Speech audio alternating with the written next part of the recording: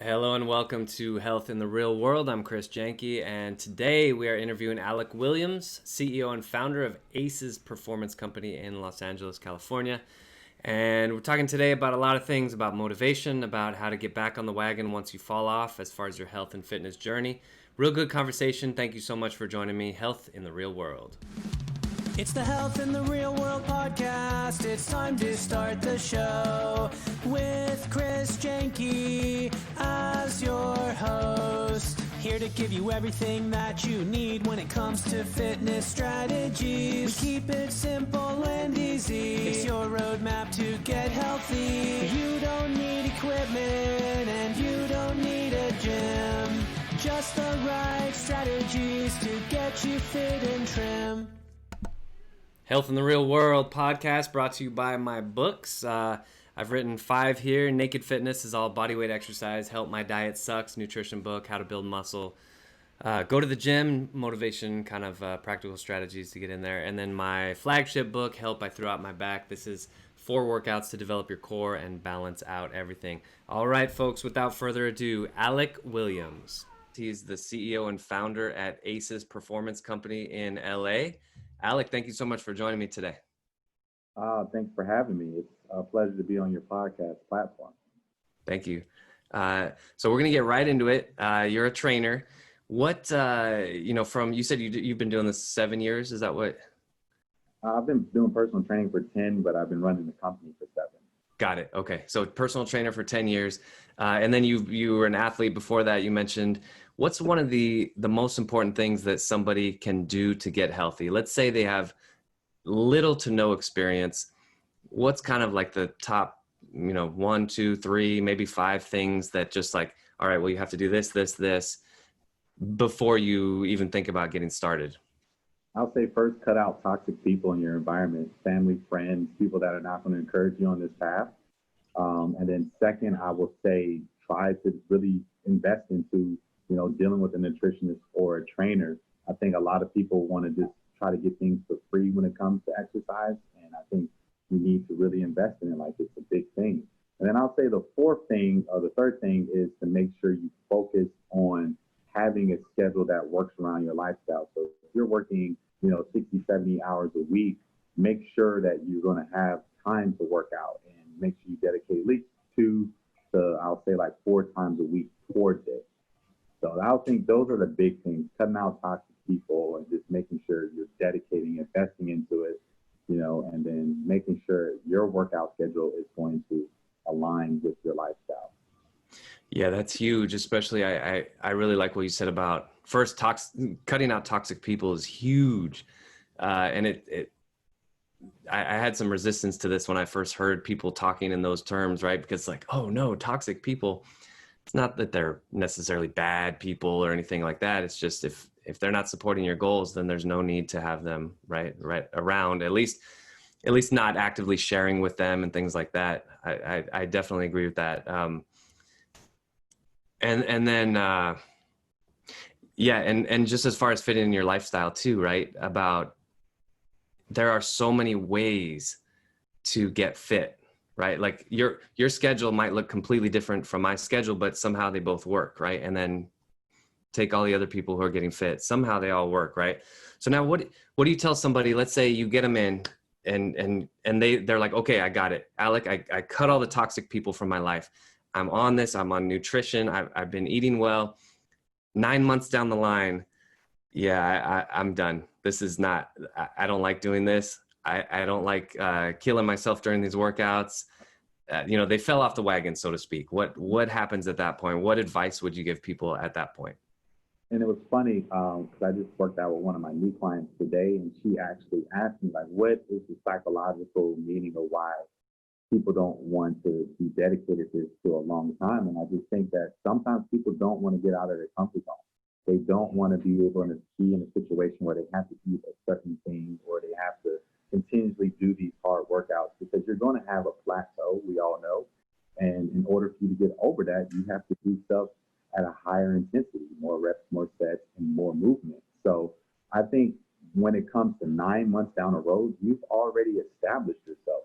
Like, let's do a whole year And then let's talk more about how can we tweak the program to be more about movement and staying active rather than working out every single day. And I think that's one of the big things that I would give them is like, it's not always about doing burpees, push-ups, and squats. Those are some of the things that we do, but the most important thing is be active for at least 7 days a week, or at least 5 or 6, and have that 1 day rest, and then do a couple of active recovery days, a couple of strength days, and do a couple of high intense. So you're always doing something. But if you're always getting discouraged about like, man, these workouts are so hard, but that's because all you're focusing on is the hard stuff. There's other stuff that you can do to get fit, like we talked about earlier. So that's so true. Yeah. Yeah. That's so true. That's so true. And there is, you're right. There's so many aspects like, foam rolling and, even like meditation and stuff like that. It's all part of the whole, right? The full circle. That's good. That's good. So, you and I have very similar, I think, athletic backgrounds. Sounds like you played a bunch of sports. I did too. I went through a few years in college where I kind of let it go. I'm like, I'm not even going to bother. But before, high school and before, and then right after college, it was just automatic. But I have my weaknesses, right? I'll overeat pizza and I'll do stuff like that and fall off the wagon, so to speak. What about you? I think it's really important that beginners know that even the fittest people, even the trainers, even the athletes aren't perfect, and we're just people too. What are some of your kind of weaknesses, would you say, like where do you struggle with your health and fitness? I love Oreo cookies. Me too. And pizza and all that good stuff. But I think my weakness is sometimes that like either I'm all the way in and I'm like extremely strict with my diet, or sometimes I just like, I don't really follow a certain diet. And that's one of the reasons why I try to tell my clients, like, I've gained weight before in my life. And for the most part, I've been consistently in shape. But there's times where I didn't work out 5 days a week, and I will do a boot camp class, and some people will be more in shape than I am. It happens. But the goal is to know where your standard is for yourself. Like, I used to be here, let me get back to that. Like, we're all people. We're just the ones that are just a little bit more motivated about staying fit. And that's why we are trainers and leaders in the health and fitness world. But we mess up as much as everybody else. And I tell my clients this, like, there's things that I eat that I probably shouldn't, but I know when to be like, you know what, for the next month, I'm not going to eat any dessert. I'm just going to be disciplined. And it's hard to turn that on, but a lot of it comes from my sports background, like being disciplined, being on time, doing what you need to do to get the job done. So. Yeah. And I think definitely one thing that happens too, if, whether you're an athlete or a trainer or both, we've seen so many times that if you do ABC, you will eventually get XYZ, right? And I've seen there's a few clients in the past that I can think of that there's almost this disconnect, right? Sometimes when people haven't really seen it, and obviously everybody knows that, vegetables are good for you and you need your vitamins and minerals, all that, all that stuff. And 99% of the population can tell you, oh yeah, those are good. But there's sometimes almost a disconnect, or, if I actually do this, is it actually going to work? Or is there something wrong with me? Is my metabolism just like the one exception where I'm not going to get the results? Or, there's all the self-talk, right? Versus like a trainer, an athlete, we fall off the wagon. We know, all right, I know how to get back on the wagon. This is easy. I'm just going to do it. There's no judgment. There's no guilt. It's just get back on the wagon. What do you think about you said the all or nothing mentality? I tend to go that way too. Do you think there's some benefit in having that all or nothing mentality? Like either you're on it, your nutrition is perfect, or you're just like, forget it.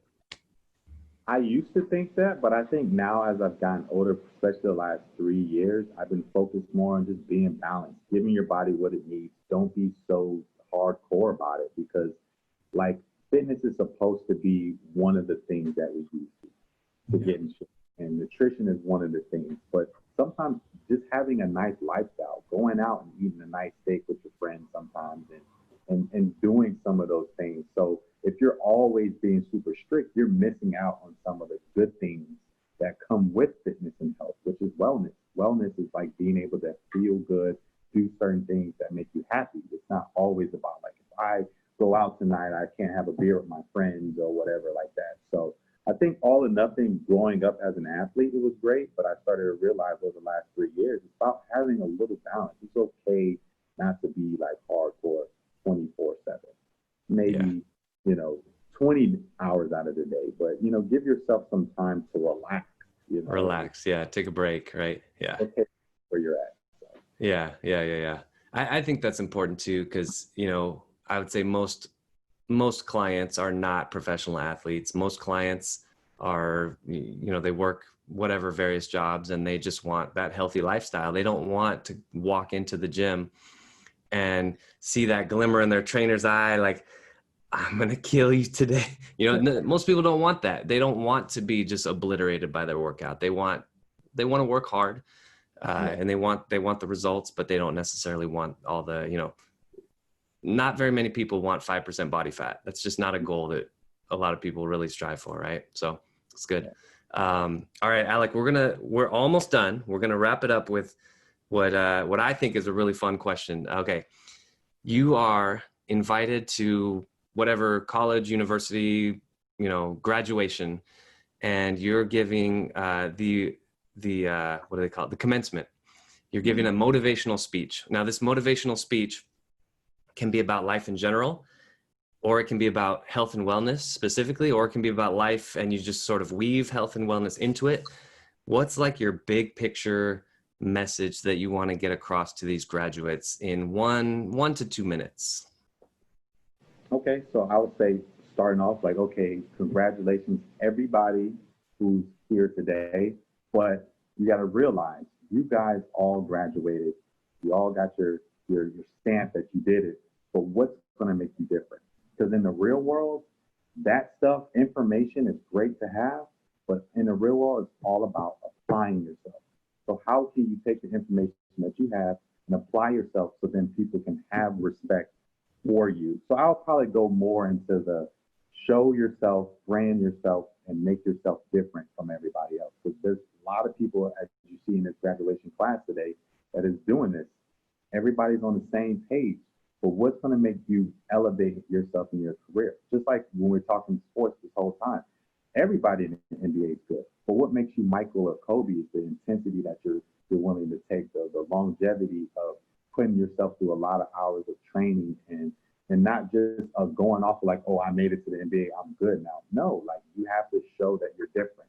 And sometimes showing that you're different is, once again, cutting out toxic people, being real strict in your regime, but at the same time, understanding that it's good to have some points in your life where you can have fun. So that's kind of like the motivation I'll have for them. Like, I'll be like, okay, you guys did it, but like, show that you're different, show that you're worth what you just went through all these years of doing, so you can really thrive out there in the real world, Nice. That's good. Yeah. Differentiation. Yeah. This is a good segue right now because I'm going to ask you how your business is differentiated. Tell everybody watching how they can get in touch with you and, how to contact you, where you're located online. Okay, so what makes me different is I started doing my business as more like just like fitness and training, but now I've moved my mobile business more into like specialized training. So I'm dealing with people who are having psychological problems when it comes to training, and I do a lot of analytics with them so we can see where you're at currently. And then as far as my e-commerce business, I just recently launched an app and it's called Innovate. And this app is going to be for my health and fitness clients. So you can find me on Instagram at Aces Performance Company, Aces_performance_company. And then obviously I have my website, which is www.innovateapp.com. So that's where you can go and you can see everything on my website from my app. We're in Apple Store right now, as well as Google Play. So you can download it today, free workouts, all different types of tips. And then if you want to book like an in-person, I have a section on the website to do all that in-person analytics and stuff like that, and specialty training like I mentioned. So yeah, that's where I'm at and that's who I am. And that's why I try to make my business a little bit more focusing on a certain clientele coming to you, giving you your own customized, analytics so you can see where we can go. This is your baseline, and this is how we're going to get there, so. Nice. So are you back to doing in-person training? Are you, or is it all online? I have a couple of clients that are that deal with autism and stuff, so I kind of have to be a little bit more hands-on with them. Yeah. But about 80% of my business is online right now. But I have about 3 or 4 clients that I go see personally. Perfect. Sounds good. Yeah. All right. Well, Alec, I really appreciate you joining us today. Alec Williams he's in LA. What part of LA are you in? I'm currently down in Mid-City. Mid-City is kind of like between like the beach and downtown, basically, for all the people who don't know. Got it. All right. Sounds good. Ace's Performance Company. Check him out on the website, Instagram. Alec, thank you so much for joining, and definitely see you next time. Thank you for having me, and you have a great day. See you, everyone. Thanks for listening to the Health in the Real World Show. Make sure to like and subscribe and comment down below. Visit mycorebalance.com to learn more.